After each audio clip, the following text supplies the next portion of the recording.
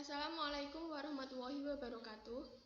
Perkenalkan, saya Fatina Tuniswa, D4 Komputerisasi Akuntansi Universitas Telkom Kendal, kelas sore. Pada kesempatan kali ini, saya akan mempresentasikan ulangan tengah semester pengantar manajemen mengenai studi kasus pengantar manajemen. Studi kasus pengantar manajemen, Stress Management Case, Organizational Behavior Case. Sorry, no seat are left. Have nice flight.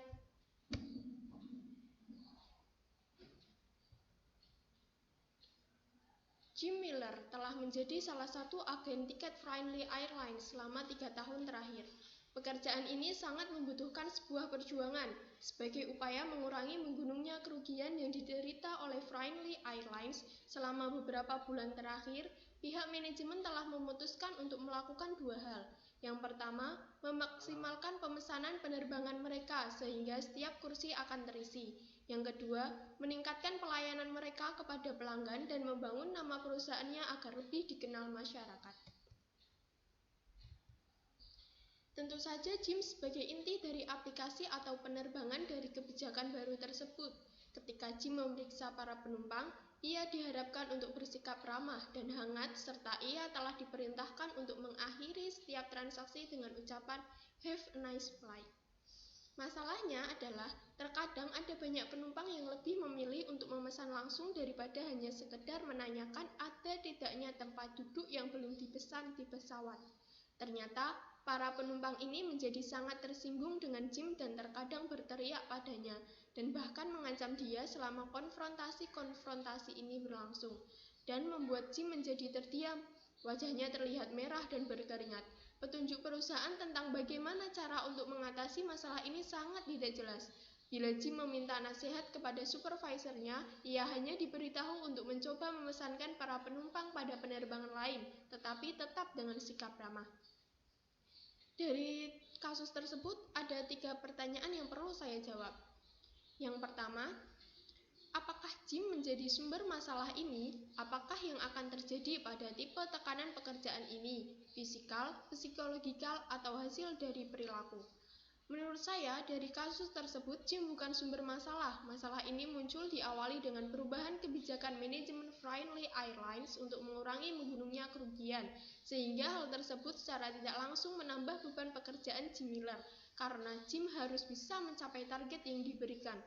Ketika para penumpang tidak mendapatkan tempat duduk sesuai pesanan mereka, Jim mencoba memesankan para penumpang pada penerbangan lain, tetapi hal tersebut membuat para penumpang tersinggung, berteriak padanya, dan bahkan mengancam dia. Jim tertekan secara psikologis, dia terbebani ketika harus menghadapi protes dari para penumpang demi mencapainya target yang diberikan oleh manajemen. Soal yang kedua, apakah yang dapat dilakukan perusahaan ini untuk membantu mengurangi tekanan pada pekerjaan Jim? Yang pertama, perusahaan harus mengevaluasi kebijakan yang telah ditetapkan, memastikan bahwa kebijakan yang ditetapkan itu benar dan baik untuk perusahaan. Tidak ada pihak-pihak yang terbebani atau dirugikan. Yang kedua, perusahaan dapat menyusun standar operasional prosedur yang jelas.